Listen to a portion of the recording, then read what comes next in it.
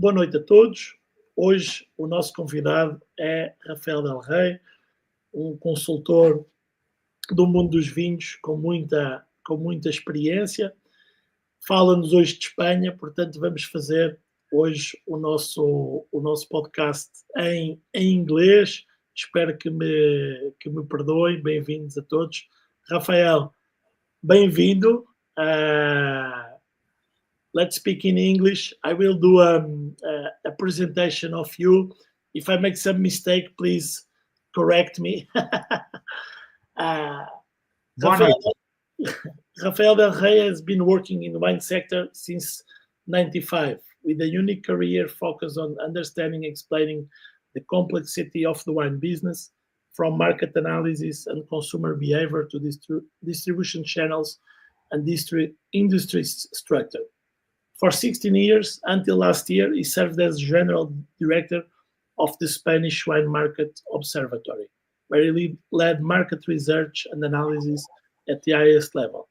Currently, Rafael is President of the Enoturismo Comité, Spanish Association of Wine Journalists and Writers, and founder of Del Rey AWM, a consultancy dedicated to strategic market intelligence for the wine industry. Rafael, welcome. It's a pleasure to have you here. And thank you very much. Muito obrigado. Boas noites. Muito obrigado. I'm very sorry I cannot speak Portuguese. Probably next time I'll do it.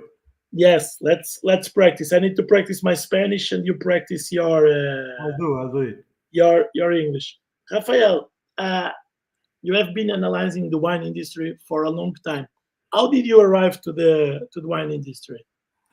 Well, it was just by coincidence. It was a long time ago, as you mentioned. It was in 1995, and it was because a friend of mine had been recently nominated as CEO of a big company, a big winery, and he decided that he needed someone to run an association of wineries in Rioja.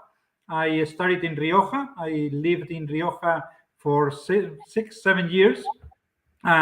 I learned a lot about the wine industry in Rioja, but then I moved from Rioja to Madrid, and then I realized that the world of wine was much larger, was much broader than only Rioja or the top PDOs, and I realized there were some other things that are also part of the wine industry, and then I was part and general manager of the Spanish Association of Wineries, Asociación Española de Vino, and then we decided to create and I ran this Observatory of Wine Markets, because one of the things that we realized, and actually one of the things that I was talking with a lot of friends in the wine industry, is that a lack that we all had regarding the market strategy or regarding the wine business was knowing better our consumers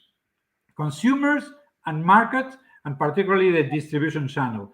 That was a lack in almost all of our companies. Of course, the large companies could have their own good teams, but again, for many of the companies in the wine industry, particularly in Spain, and I say probably that in the whole Europe, knowing better the market and knowing better the consumer was a must, was something really needed, because the consumer and the markets were changing. They were changing 16 years ago, and actually we can say, and we will talk about it, they are changing now even faster. So it is very, very, very important for all companies, also from grape growers, for everybody in the wine industry, to know the markets, follow the markets, and see how these changes are taking place in order to be in the right move at every time. You think the wine industry is more focused on ourselves than on the consumer? It's an industry that looks more to the industry than to the consumer, and lots of other industries look a lot to the consumer. And we can see, like, if we look at the beer market or distilled market, all the communication is focused on the consumer, and the wine industry still communicates a lot focused on on the winery?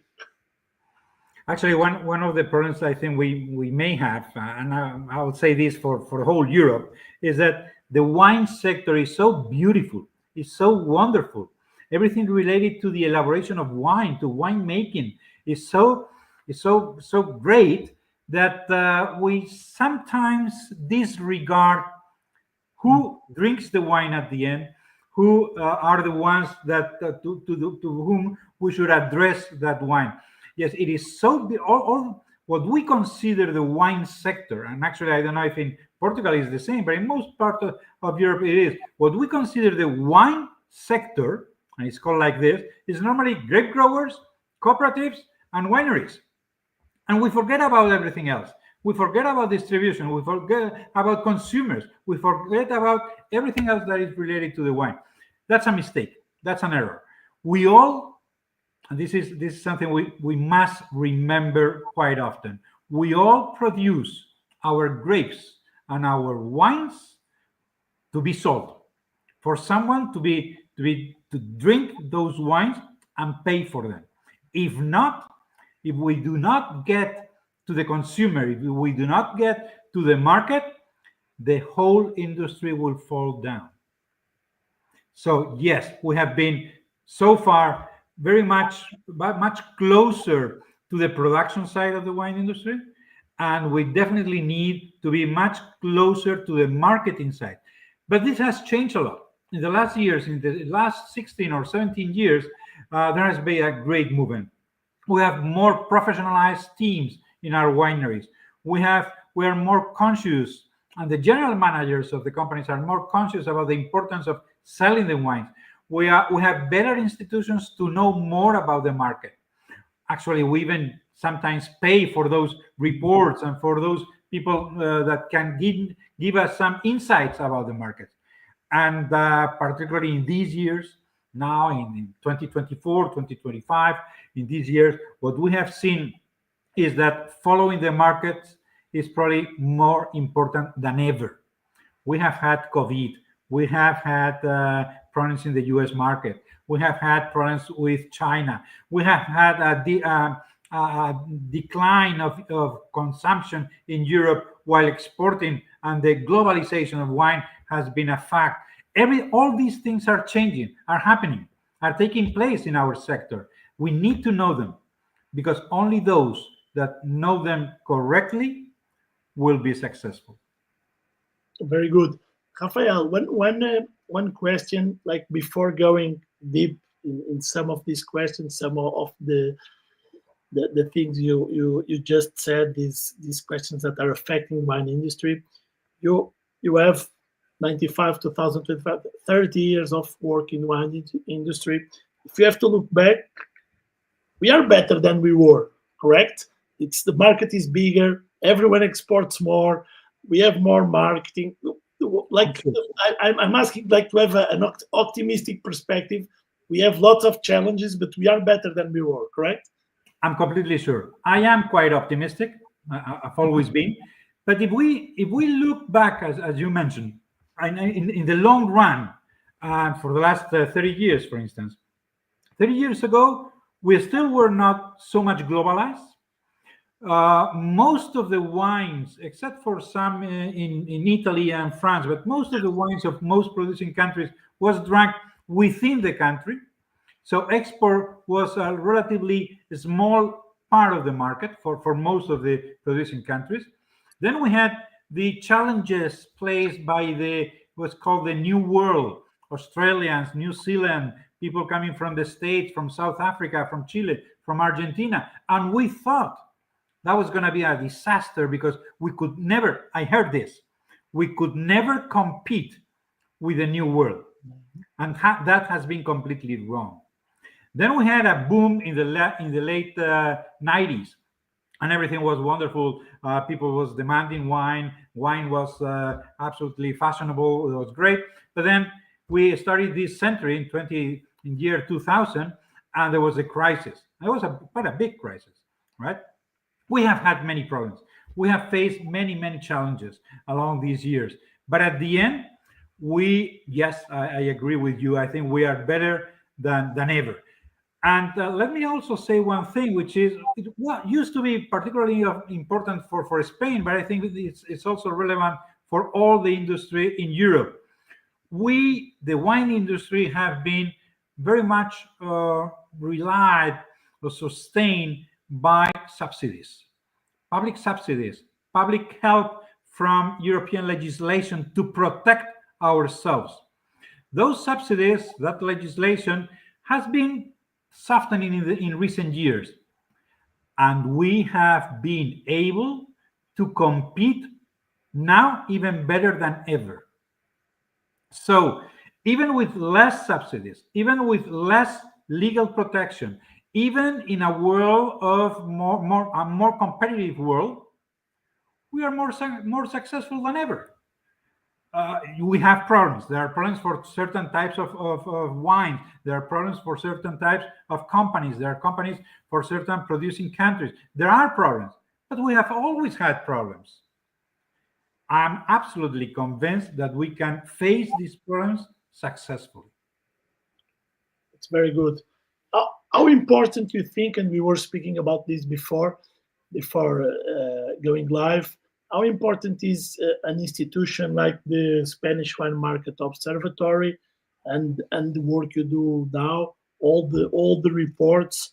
How important is this for the wineries? And we were talking that I was saying you that this could be very good for Portugal to have like these studies, these reports. I know you do about Portugal too, but like to have an institution that you trust, and the wine sector, as you said, everyone, not only the wine growers and the winemakers, can trust and have information that is helpful, like not just information that is helpful. When we started in 2008, which is 16, 17 years ago, there was not that much interest in having that information. As you mentioned, people were more worried about the production side of the wine sector, producing the wines, elaborating good wines. We thought actually that just by having quality wines, all the problems will be solved. Mm-hmm. In this period of time, in these 16 years, what we have seen is that the interest on having more information has grown a lot, considerably.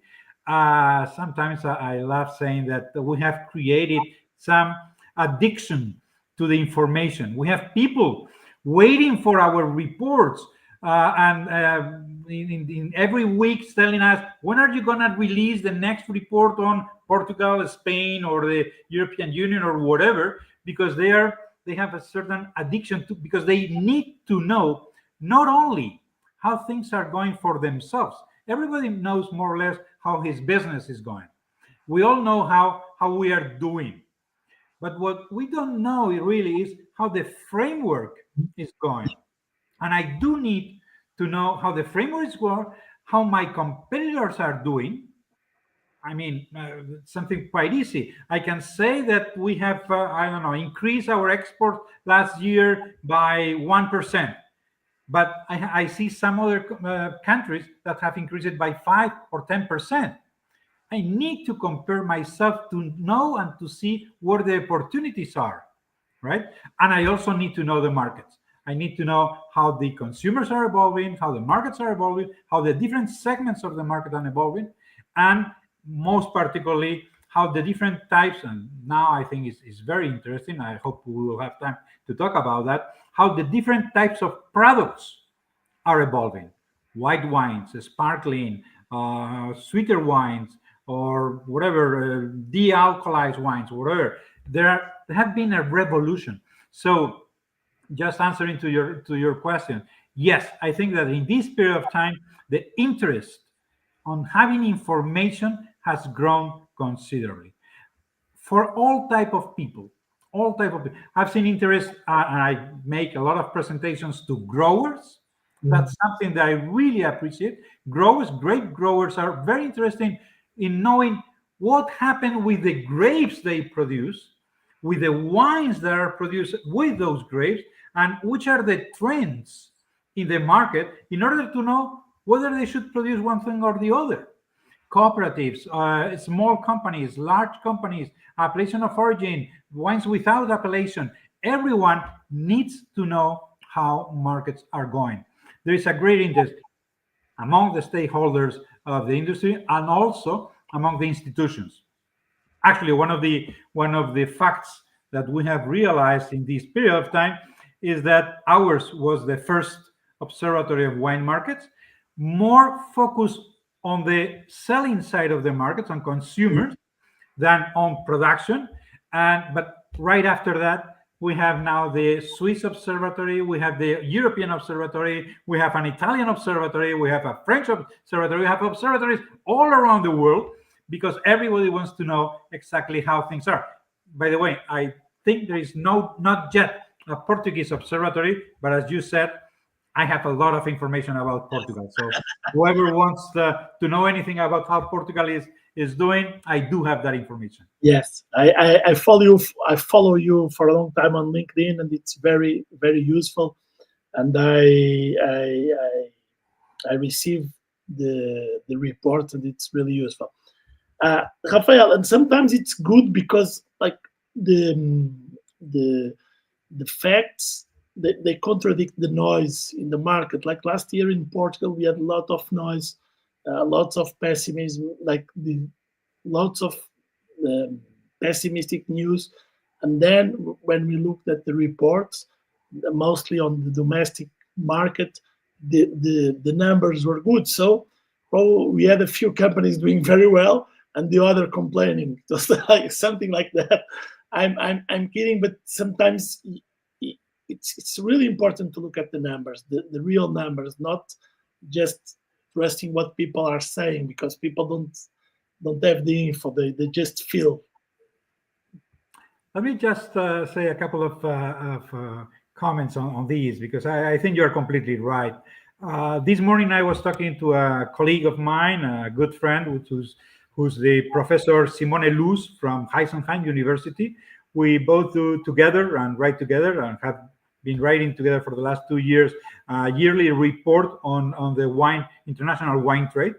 And we were talking about exactly that, the importance of knowing the facts and the numbers in order to be a little bit more optimistic, because normally we are too pessimistic, and sometimes the facts and the numbers make us be a little bit more optimistic. And actually, I was talking, there is a very good book, a fantastic book, I don't know if you know it, that is called Factfulness. It is written by a Danish, I think it's a Danish or Swedish doctor, a medical doctor, who realized exactly this, that people generally in the world, particularly talking about international development, was very, very pessimistic, thinking that everything now is worse than ever. And then he decided to look at the numbers and to look at the official statistics of the World Bank, the International Monetary Fund, or any other reliable institutions. And he always saw, and he has given a lot of conferences on this, he has always shown that numbers, actual numbers reflecting reality in a reliable way, are not as pessimistic or even better than the public opinion. So we have a normal tendency, trend to be pessimistic. I don't know why. Probably because bad news are the only news. Yes. Or as it's also mentioned, good news are no news, right? In my case, I try to do right the opposite. First, I try to have reliable data. That's important. That's why I've been working, and I've worked a lot with samples, with surveys.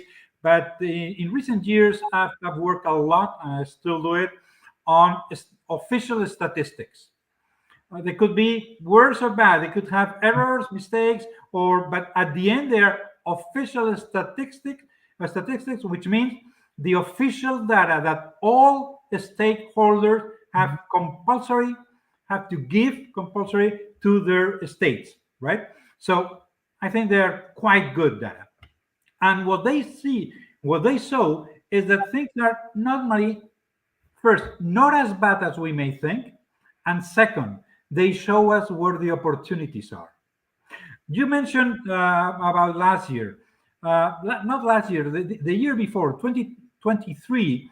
At the end of 2023, we had a very interesting meeting in Coimbra, which was called Wine Future. I was there. I was there. Very, very interesting. But as you mentioned, people, many experts, particularly those coming from the United States, were extremely pessimistic. And they were probably right, because in the second semester of 2023, there was a terrible fall down of the market, and particularly the US market, and particularly the imports, the wine imports into the US market. The doubt at that time was whether that was something structural, and we talk a lot about that was structural or temporary. Well, the figures in 2024 what have shown is that the US market recovered. So it was not as structural as it was thought.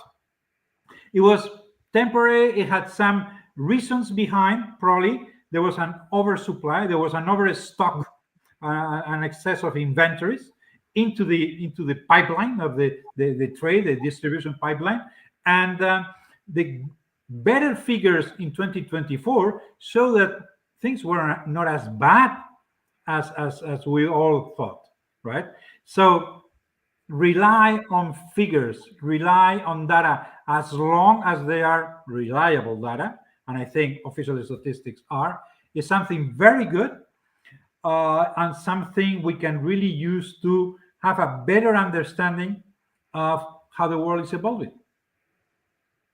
That's perfect.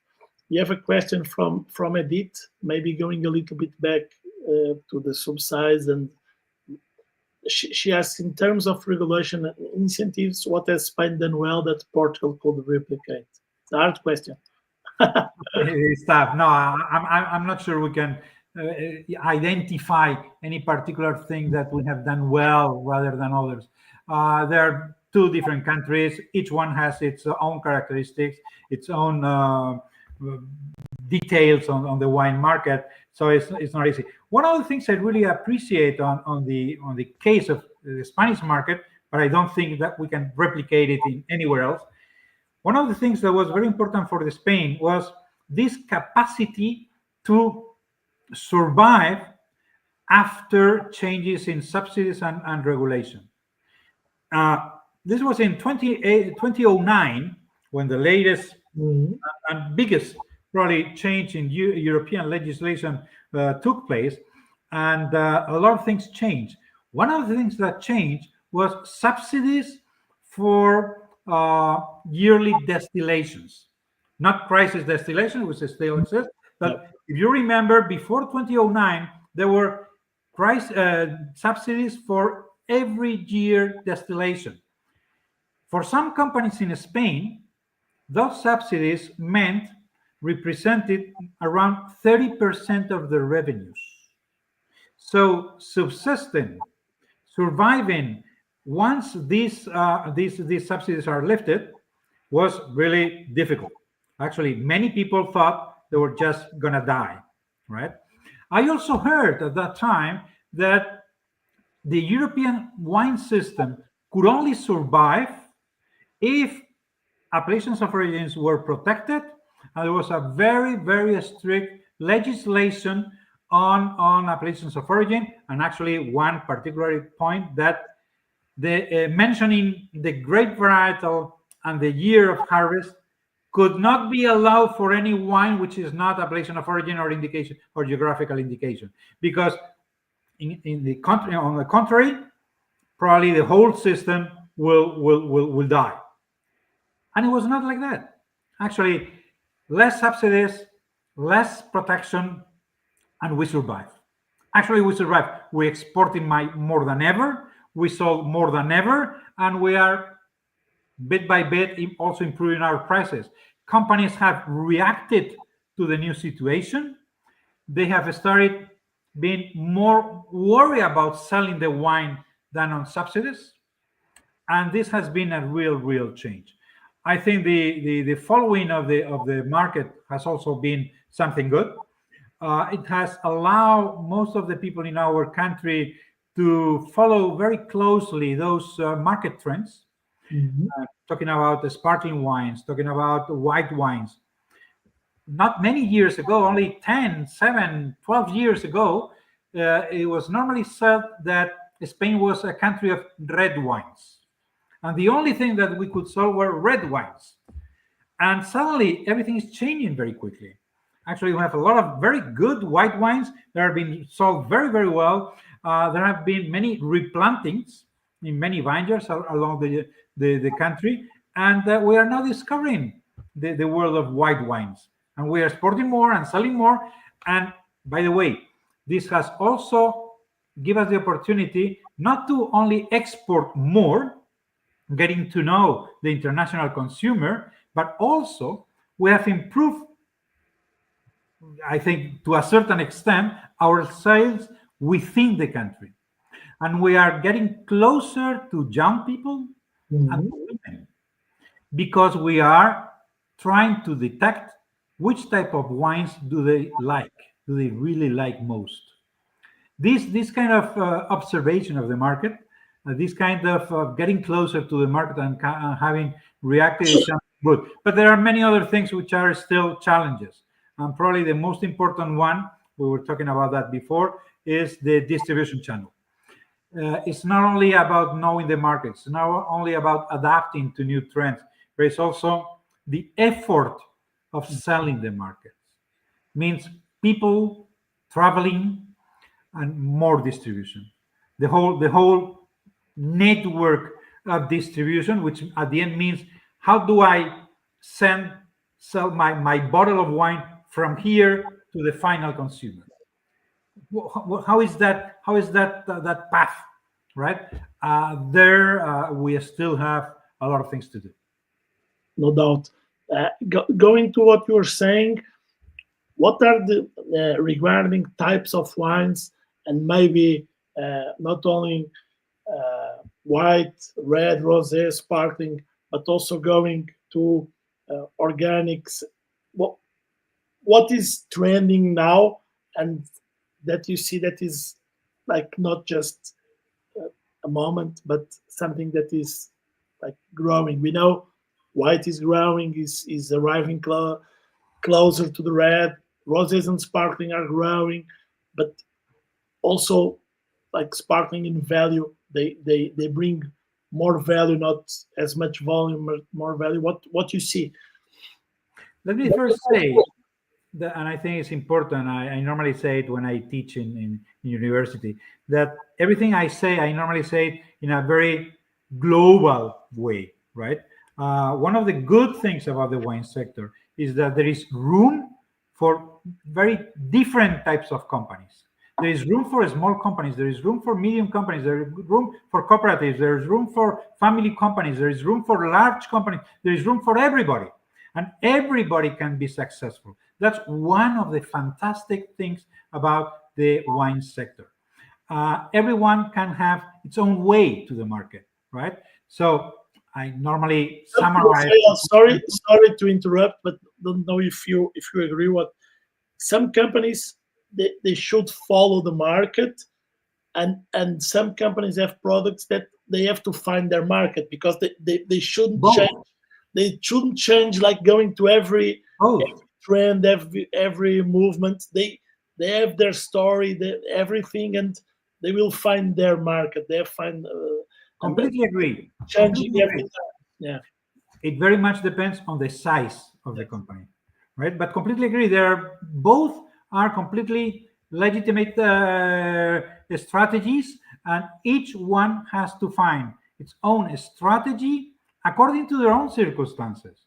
Whether I'm small or big, whether I do have my own vineyard or not, whether I do have a tradition or not, whether I do have a long-standing brand name or not, depending on my circumstances, I'll need to find my own way.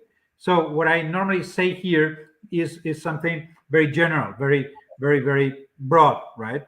But no problem. Everyone can find its own way. Having said that, and answering to your question, yes, there are different things happening. In a recent presentation in the European Observatory of Wine Market, I mentioned, just to simplify, that there were like three big types of wines for which we need different strategies. One could be the what I may call the traditional wines. Many red and rosé wines from many traditional regions, Bordeaux, Rioja, I don't know, whoever, in Italy, in Portugal, and whatever country. These are the ones having more problems now, but I think there are still possibilities to improve the selling of these wines, the sales of these wines. And actually, we do have good examples of how some people are still improving their sales on this type of wine. There will be, I think there is a second type of wines, which are the most successful wines. There we can talk about the sparkling, we can talk about white wines, we can talk about some luxury wines or high-end wines. Burgundy is still going very well. Mm-hmm. Some companies that we all have in mind are going very well. The world now is full of millionaires. There are a lot of people willing to pay good prices for good wines, and that exists. And there are some people find. But so there's this second type of wines that are going well, and the other thing we have to do is just support them and try to make it easy for our companies to get to this type of wines. But then there will be a third type of wines, which to a certain extent I think have to be reinvented. And these are the most challenging, probably the most challenging one. There we have de-alcoholized wines. We have wines in cans or in bricks. We have cocktails. Cocktails is becoming quite an important part of the sector. I recently heard from a colleague of mine in Italy, something that I'm not completely sure whether it is true or not, but he said it, and I must believe him, that around 3 out of 5 liters of Prosecco wine made in Italy, 3 out of 5 were going for cocktails. And I can't believe it. I can't believe it too. If you see how many people are drinking spritz, Aperol spritz in the world, maybe I can believe it. Well, is that wine or is not? It is definitely part of the wine sector because we use grapes and we use wines to do that. What about the de-alcoholized wine? What about the partially fermented mast, which is something different? Low alcohol in any case, or non-alcohol, different containers, different brands, different labels, different closures. Many things will have to be reinvented, and this might be part of the future. And actually, we may have not only Prosecco, as we mentioned, but many other regions in which we may find different uses for our wines, and we should be open to this. Don't you feel sometimes the more traditional wine industry goes against these new things and doesn't embrace? Sometimes I see like the big companies, they embrace, they have like R&D, they go for the wine in can, they go to the alcoholized, they have an area that does that, but like the companies that come after that are not the biggest one, but they're still big, and they have a resistance to the change. Well, you mentioned it before, and I think you're completely right. There are different types of companies with different strategies, and they all could be good. It depends on the characteristics of the company. There could be, and I imagine I have a lot of friends with small companies that really think that their wines is the best in the world, and the only thing they want to do is try to sell it the best they can. And they don't want to change anything, and they don't want to change the style of the wine.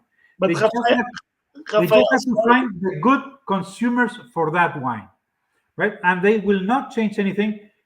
The problem is, just going to your question, to what extent those changes should be forbidden or not? Yes, that's my question. If they go not changing on their company, that I agree that not everybody needs to change, but they go against the that's a problem. That's a problem. What I don't think is good for me is something I want to forbid for the others. particularly if it is something that makes them successful. Because I don't want my competitor to be successful. This is something that has to change. And I think most of our authorities, and this past week, we had a new set of measures presented by the European Union. I think they are already more or less in this line. We have to open the possibilities of the sector for every actor to act in the sector with their own strategy, right? But forbidden the things that I don't like to do is probably not the good way to do it. And yes, this has traditionally been a very traditional sector, maybe because we were closer to the production side than to consumer side. And this conservatism has been has made things not evolving as probably they should. But this is changing. And you were asking before something about characteristics of what happened in Spain. One of the things that has been very interesting in Spain, and I know has not taken place in many other countries, but I don't really know about Portugal, is that now we have companies, not necessarily big companies, also some medium companies and small companies, which are placed in many different regions of the country. And they are making different wines. It is very, very normal now in Spain to see companies that have their Rioja wine, their Ribera wine, their wine with no appellation, their white wine from Rueda, or maybe they're even making a de-alcoholized wine. So at the end, one of the very interesting things that we are observing, particularly in Spain, but I think in many other places also, is the importance of the brands we have and the portfolio of our wines. Actually, in that meeting in Coimbra in 2023, I was in a roundtable with the commercial manager of Sograp, and he was explaining how different products like Ferreirinha and Mateu Rosé could be explained to the different publics in different ways with different strategies, but they could be complementary. Yes, this is not impossible. The good management of a large portfolio, and this is not only for large companies, the good management of diversified portfolios is something that has become very, very, very important. I totally agree. Speaking about like the issues that everyone in the wine industry have spoke more like in the last months and year, maybe we go to the more recent one, that is the tariffs, the US possible tariffs. You have wrote about it, you shared other people writing about it, and very, very interesting articles. What is your perspective? We know that is not a fact. It's still like, for me, like still a bullying on no, it didn't happen. I don't believe on 200% because it's crazy. It's too much. But we don't know. But what is your view if something like this happened? And what can we do? We see like some countries, we see New Zealand, Italy, everyone. US is important for everyone, but some countries they really depend on US. How you see this? Well, we don't know what's going to happen. Yes. Actually, with this new administration in the US, it's very difficult to know what will happen. Unpredictable. And we don't know the particular characteristics of what might happen with tariffs. Could be 200%, as it was mentioned. I think, as you, that will be impossible. That will be absurd. And so far, what we have heard is that it could be for all European wines. Well, we can say a couple of things about that. First, we had the experience of 2019, In 2019, in October 2019, there was a 25 increase in tariffs from the US to only 4 countries in Europe: Spain, France, Germany, and the UK, because it was related with the Airbus project, right? That was even worse. That's terrible, because that's increasing tariffs for certain producers and not for the others, which means that the competitive situation of these countries was even worse, right? But also at that time it was only for bottled wines, so that gave us, particularly to the French producers, the alternative of selling a lot of wine in bulk to the US, to be bottled in the US, and avoiding increasing tariffs for bottled wines. We don't know if that will be the case now. And the other thing we know is that it didn't take too much time for those increases to be removed, right? So that will happen in 2025. Actually, we could even say, just to be probably excessively optimistic, that for some companies, that increase in tariffs, 25 tariff, was an opportunity to repositioning their wines. It's not to say that that's good, but I mean, there are different ways of managing these type of situations. What could happen now? That would be, well, I've released a very little report that can be found in my website, looking at the issue from the point of view not only from the European point of view of how that will affect the European wine industry, but from the point of view of the US consumer. And just 2 numbers, which are relatively important. First, imported wines in the US represent around 37% of total consumption, which means make it almost impossible to import those wines will really affect wine consumption in the US. And second, I think it was 72% of those imports into the US were coming from Europe.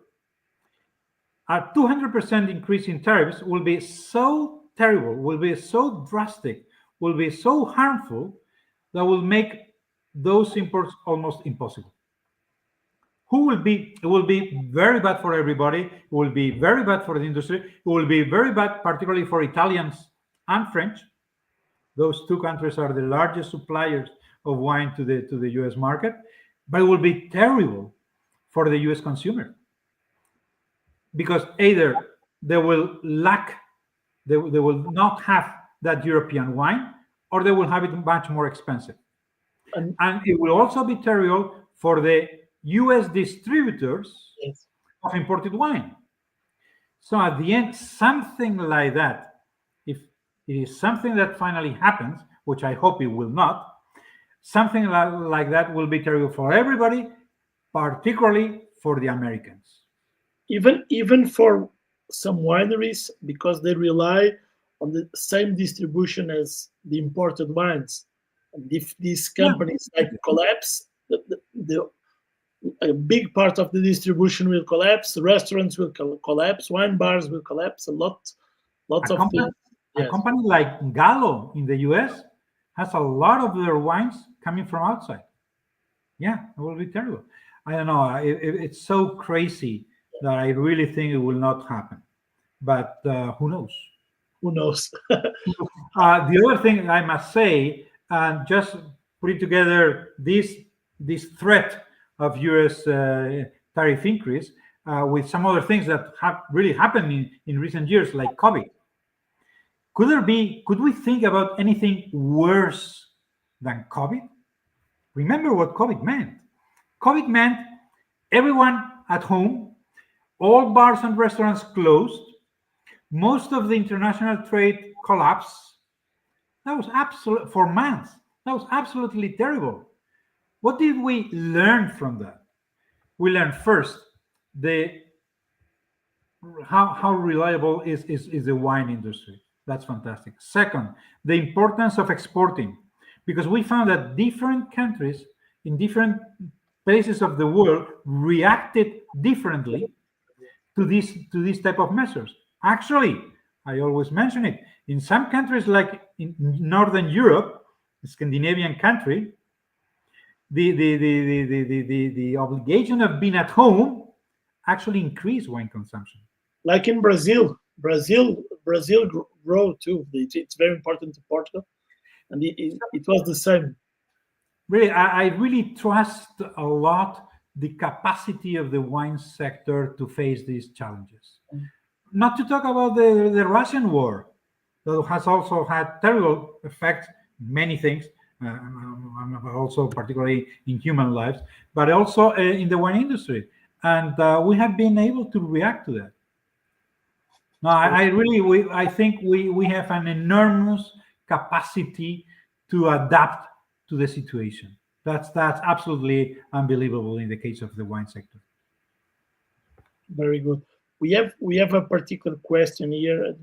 You spoke a little bit about bulk wine, and like Portugal likes to complain about Spanish bulk wine. But my question is not if we should complain or not. But last year, as you probably already published, like it was a decrease in the importations of bulk wine from Portugal to Spain. But lots of people spoke about prohibitions, everything. How do you see this, and how Spain, not regarding only Portugal, looks at this? Because Spain exports a lot of bulk wine, not to France, to Germany, to Italy, and to the US. How important is this business to the Spain wine industry, and how do you manage to have this wine in the market and also have very good wines? It's like the portfolio of Spain. It's It's what I mentioned. The important thing now is how to manage diversified portfolio of products, and that's something that we are doing. Let me say some things about the bulk market from the Spanish perspective. First, it had a lot to do in origin in that legal change that I mentioned around 2009, and the elimination of subsidies for distillation. We had a lot of wine that instead of going for distillation had to go in bulk to other countries. That make us like that we still have like around 55% of our exports in volume, not in value, but in volume. More than half of our exports go in bulk, and they go particularly to 4 markets. Around 80% of our bulk exports go to France, Germany, Italy, and Portugal. It is true that Portugal, our sales of bulk wines to Portugal this year have decreased quite a lot. Our exports to Italy have increased a lot last year because Italy needed wine en masse, and they didn't produce as much as they wanted, so they had to buy it in Spain. Our exports of bulk wine have decreased in France, and they are increasing in Germany. Well, one of the things that we know about our bulk exports, we know a couple of things. One is that even at low prices, it can be very competitive and it can be profitable, because profitability depends on the difference between the selling price and the cost. So if you sell at low prices, but your costs are even lower, you can be profitable. That's a message for many of our competitors. Yes, we can do a lot of wine in a very competitive way. But we are trying to improve those markets, and we are trying to move to higher value markets. And this is something that will take place probably slowly. We cannot move 14 million hectoliters. 14 million hectoliters of bulk wine. We cannot move them into bottled wines in 1 year. Yes.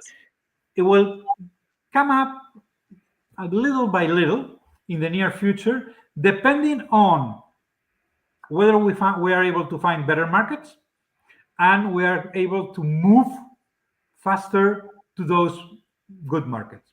Actually, just from a final point, it is exactly what happened with Italy.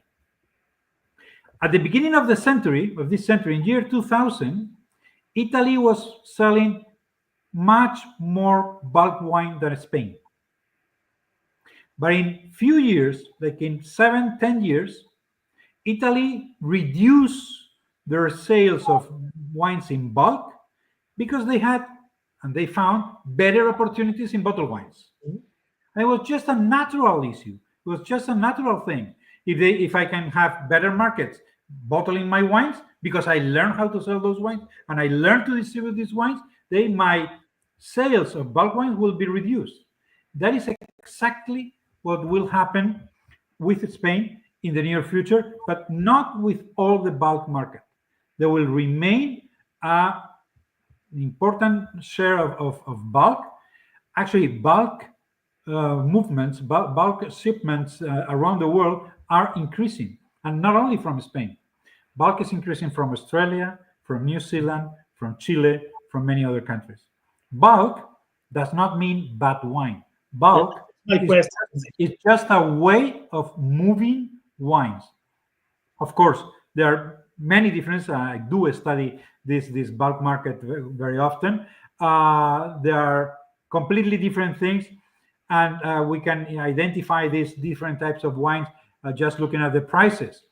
The bulk wine exported by Spain for around 50 cents per liter has very little to do with the bulk wine exported by New Zealand at more than 2.2 euros per liter.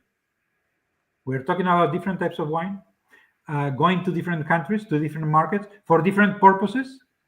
But the problem is not the bulk. The problem is what type of bulk, what type of wine do I put in my container in order to go to which market for which purpose. I think we can, like, I have lots of questions, but we are arriving to end. But that 2 or 3 things that I think that are mandatory.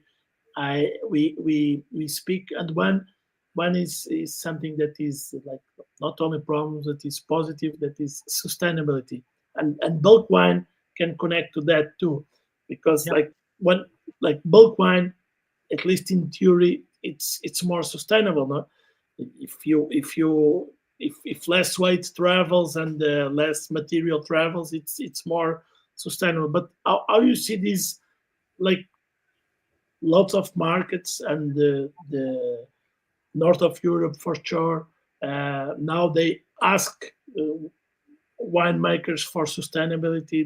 They have their own agenda on this, but most part of the countries have programs of sustainability. Some regions too. How do you see this, and how important is this? Because it's not only on the wine; it's on all sector that should be sustainable. Again, it very much depends on different countries and the different institutions within different countries and different segments of the consumers. But last year, for instance, I had the opportunity of listening. I think it was like 3 times to representatives of the monopolies of Scandinavian countries. They are enthusiastic about this sustainability strategy. They are enthusiastic about reducing contamination. They are enthusiastic about whatever it takes, I must say. It doesn't matter whether the container has to change. It doesn't matter whether the bottle has to be removed from certain type of consumption. It doesn't matter the way that the wine has to travel. Their objective, and this is very serious for them, is to reduce the sustainable problems they may have, and they are obsessed with this idea, right? There is very much so in northern countries. I don't find it as clear in many other countries, and I've always found something that I still have to watch very carefully, but I've always seen a disparity between what we say about sustainability and what we are ready to pay for sustainable products. I once saw a report on the German market, and actually they were mentioning this. There is like a sort of a speech about sustainability, consciousness about sustainability, but at the end, not many consumers are ready to pay a little bit more for more sustainable wines. How do we match this? I mean, if it is more costly for me, is it something I have to do? I don't know. There has been a lot said about sustainable. It will be very important in the future. I know it's a way to differentiate some wines, and for certain companies, it's a way to distinguish themselves from competitors. So I think it's perfect. It's fine, but it's a bit less relevant now in many markets than it used to be like 5 or 6 years ago. Okay. One question, and maybe the bigger question that everyone is talking on the wine market, is the health issue, like the all this movement of and I I put the wines with no alcohol and low alcohol on other section because it's part of the wine industry. But the movement of like not drinking alcohol, never, not only wine, but all the alcohol and all these studies how harmful the alcohol can be and the pressure of the never know how to say it in English, the World Health Organization. Uh, how the wine industry is reacting to this? Of course, with the low alcohol, with no alcohol, but this is also a trend of consumption, not only a reaction to this. But how you see and how we can adapt. It's a difficult question. It's a very difficult one. We have our institutions, particularly the European Organization of Wineries is working a lot on that, and they are doing very good work. And it's not easy. It's not easy because we have a lot of enemies. As you mentioned, the World Health Organization and many other, sometimes journalists or sometimes universities or whatever, against consumption of any alcohol. Of course, we think from the wine industry that that's absolutely unfair. We know that wine has been coexisting with a healthy life for millions, for millions of for centuries in our history and for millions of years. So it's perfectly compatible with a healthy life. The problem, of course, drinking correctly, drinking in moderation, and whatever that we all know about it. But it's a very tough attack, and we have to react. We cannot react saying that it's good for health. I think we can say that it's compatible with a healthy life for most of the people, probably not for certain pregnant women or whatever, or drivers or whatever, but it's perfectly compatible. And maybe we should start doing is rely more on our message. This is something I really think we should start relying more on our message about the rural society, the vineyards, the countryside, the environmental countryside, rather than only health. We have talked a lot about health, of course, because we were also defending ourselves, and we should talk more about the environment.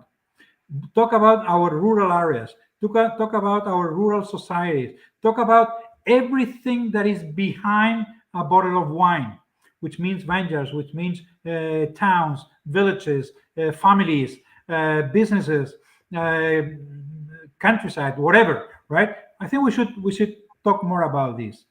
And then the other thing, which I don't know if we will have time to mention, but I think it's very on my side we have time. very, very important, is the flavor. We are doing low alcohol, de-alcoholized wines and 0.0 wines or whatever, not only because of healthy concerns, but also because people like them. People Yes. may like them. People may like fresher wines, easier to consume, probably more sparkling or white, or partially fermented mass, just because they like them. The flavor, the taste of our wines is probably one of our greatest challenges in the future. It's not only health, it's not only environmental, but it's why people do not drink as much as we would like them to do. And the answer to that question in many cases is because they don't like it as much. So why don't we make things that people may like more? And probably this is something that the most successful companies are already doing.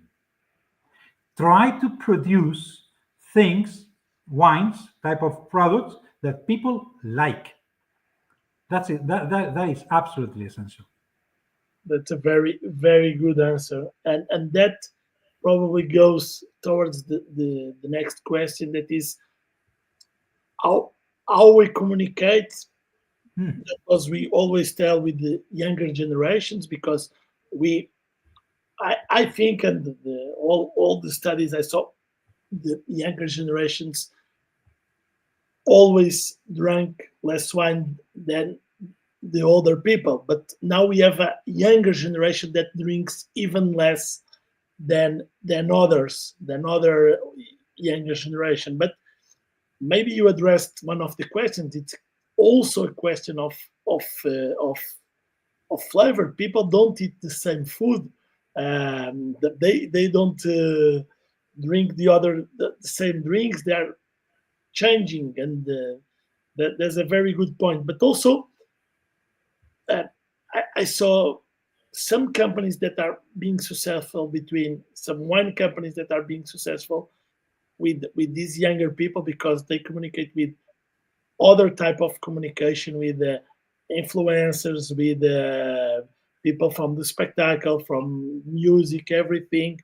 They sometimes they embrace a cause, or they embrace a community. Of course, it's easier on like the US because it's bigger. So if you a niche can be lots of consumers. In Portugal is a little bit different.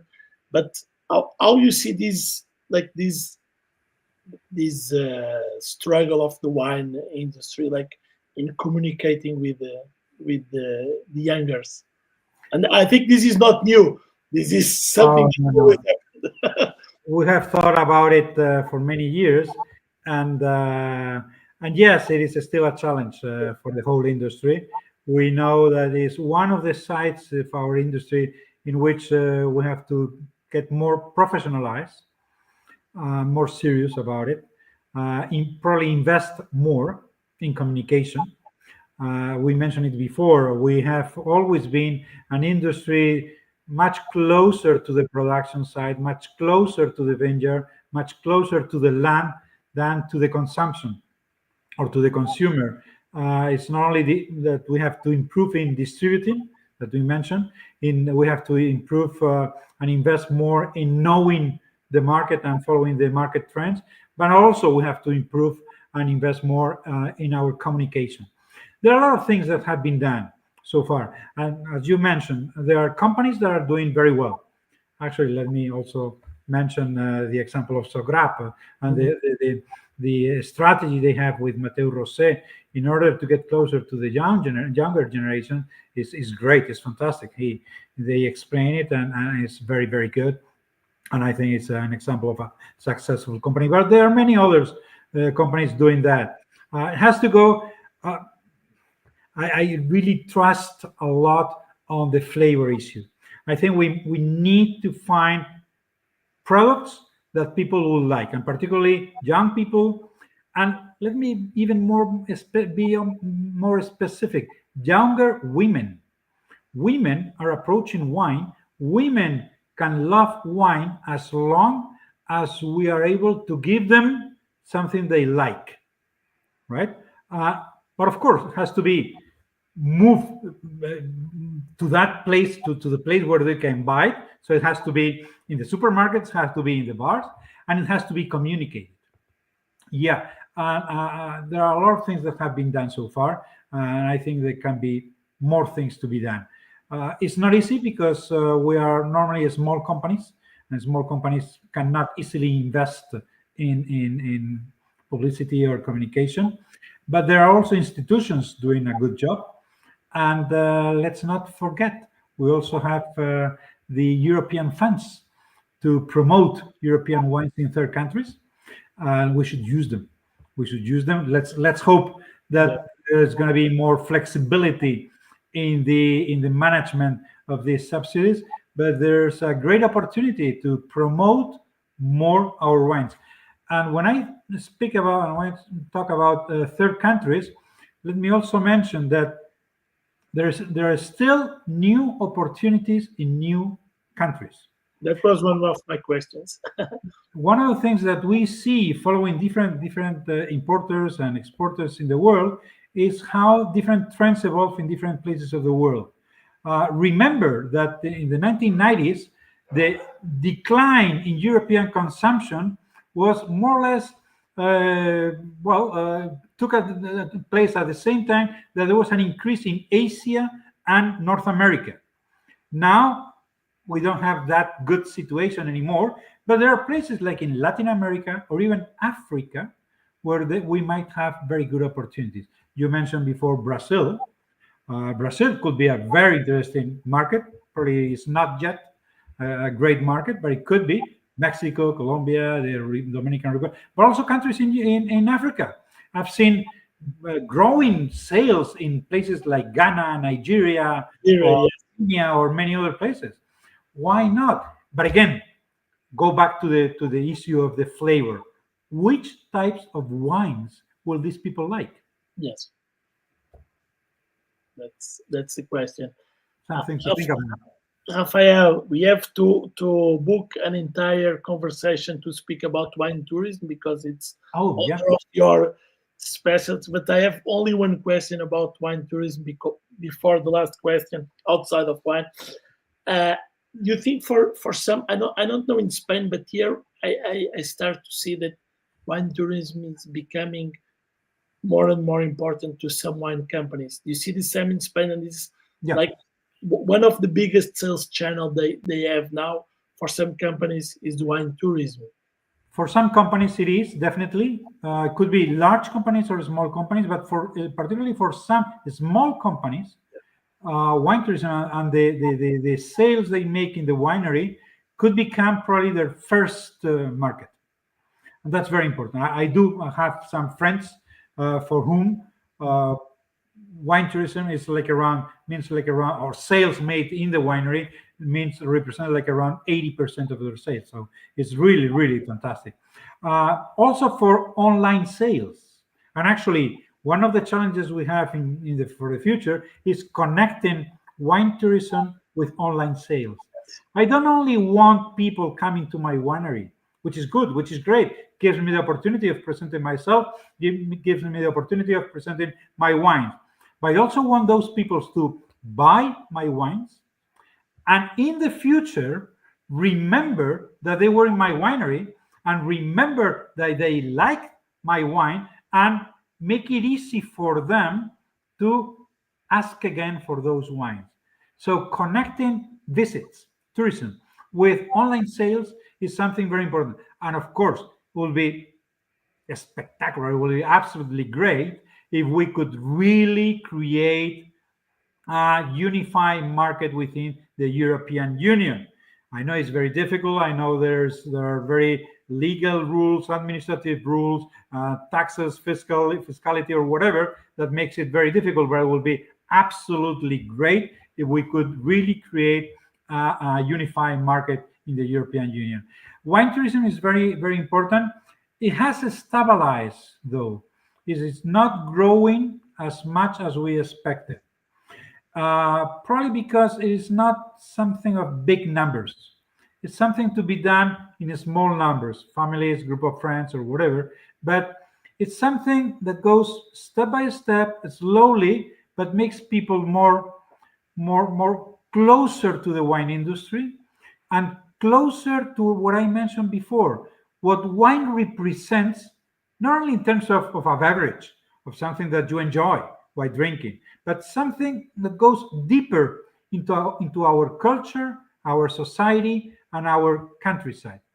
There is almost nothing better than going to the winery, talk to the people of the winery, knowing about their history, to get in love with those wines and start knowing what the wine really represents.